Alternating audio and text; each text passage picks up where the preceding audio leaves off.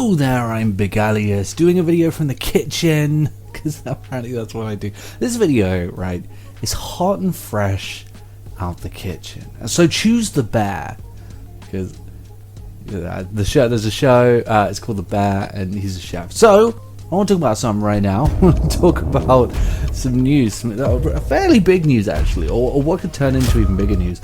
I don't know if you know, but Brazil have officially blocked Twitter, and I refuse to call it the stupid thing that you changed it to. They've blocked Twitter, and that's it. You are not allowed to access it. I even heard a rumor that you could be fined if you're found to be using a VPN to access it. So big deal, big stuff. Now, is this good news? Yes and no. Primarily yes, although I will say the no comes from the fact that it's sad that it's come to this. That it's never a good thing that you have to lose a platform like this, specifically for the reasons that they're losing it. But it is a good thing, and it's the right thing. It was the correct thing for them to do, because whether you agree or not, whether you're a Musk dick rider, whether you think somehow he's a genius despite running the current business into the ground, whether or not you think that he is great or whatever, and you think that things are great over there somehow, whether you do or not, you can't deny that this was the right decision to make. The fact is, and this is a fact, Elon Musk posted a fake AI campaign video, and I know this because it made its way onto my fucking timeline and because it went slightly viral, but it also made its way onto my timeline. I don't follow the guy. I do not obviously do not follow Musk. I'm pretty sure I got him muted, but I can't confirm whether I have or not. I don't follow people who would be interested in him. It's just gaming accounts, etc. The closest thing is Fraser Cain, who runs the Universe Today podcast. I guess, sometimes speaks about SpaceX, and I also follow NASA, but I don't see why NASA would ever, speak about SpaceX. That's about as close to Musk as my Twitter is, and I see, whenever I open the damn thing, which is very infrequently now, I see every single post he makes, constantly. Every other post on my timeline is him. There is no other account, including accounts that I do follow, that appear more than his. And I think that's one of the big things, is I can neither say whether or not it is happening, but I personally think that he is pushing himself onto people's profiles. Now that he has, reins on the service itself, he's pushing himself onto people's profiles, which is the first thing. You don't do that when you have you have a platform that has many highways to influencing people. You really shouldn't be forcing your way onto people's profile when you're in charge. That's called an abuse of power, and that's what he's currently doing.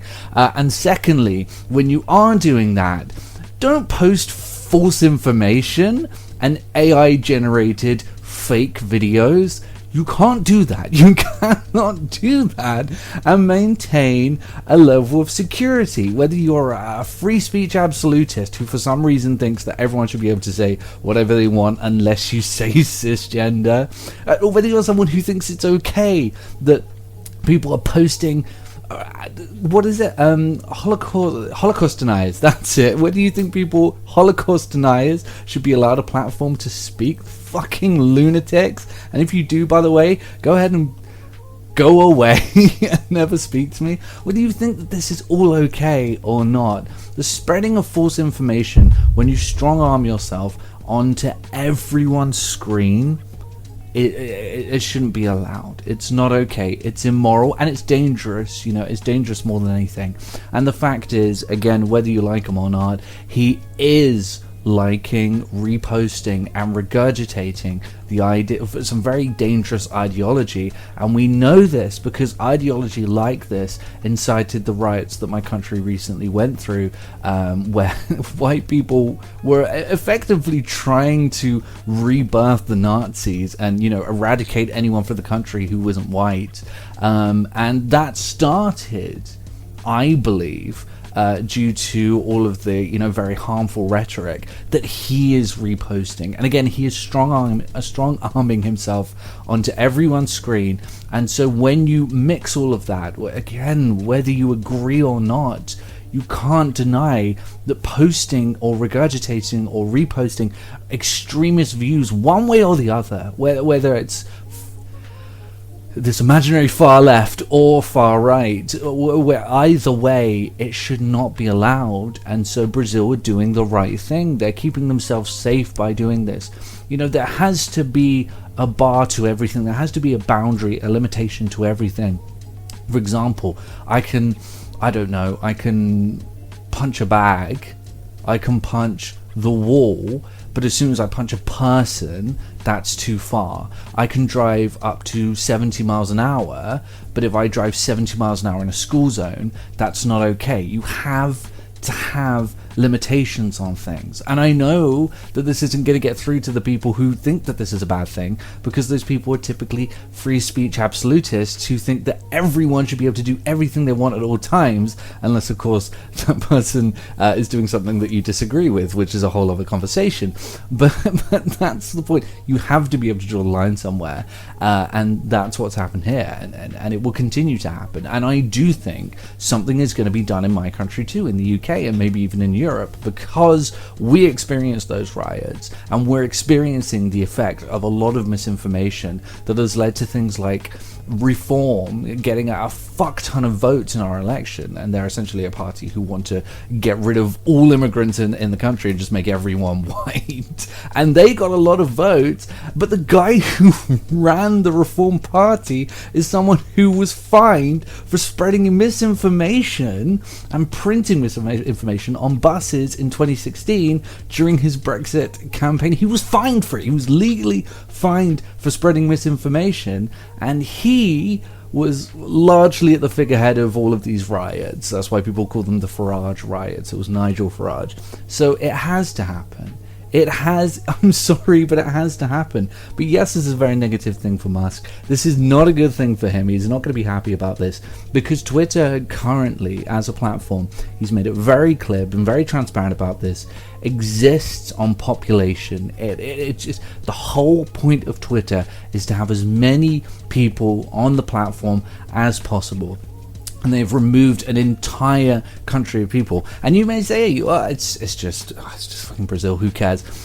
I've always been shocked at how many Brazilian people are on Twitter. Brazil clearly is a large market for it, and clearly was enough to bring attention to the politicians who have now banned it.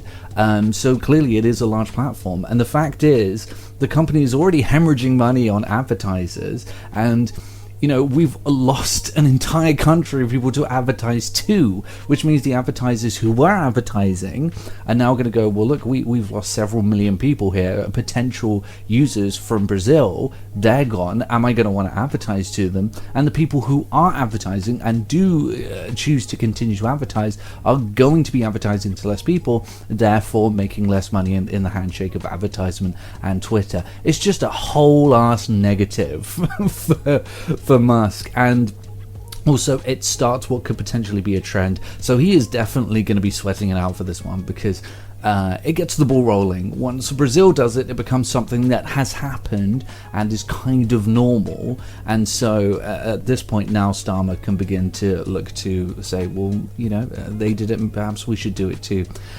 He's going to have to rip the plaster off, because people will be very pissed off about it.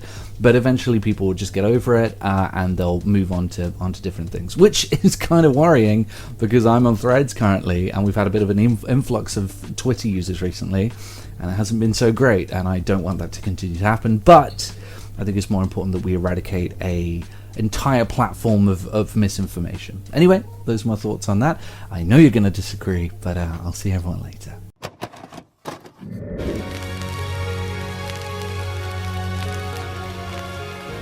The PlayStation is only $149, and you can also get leading titles.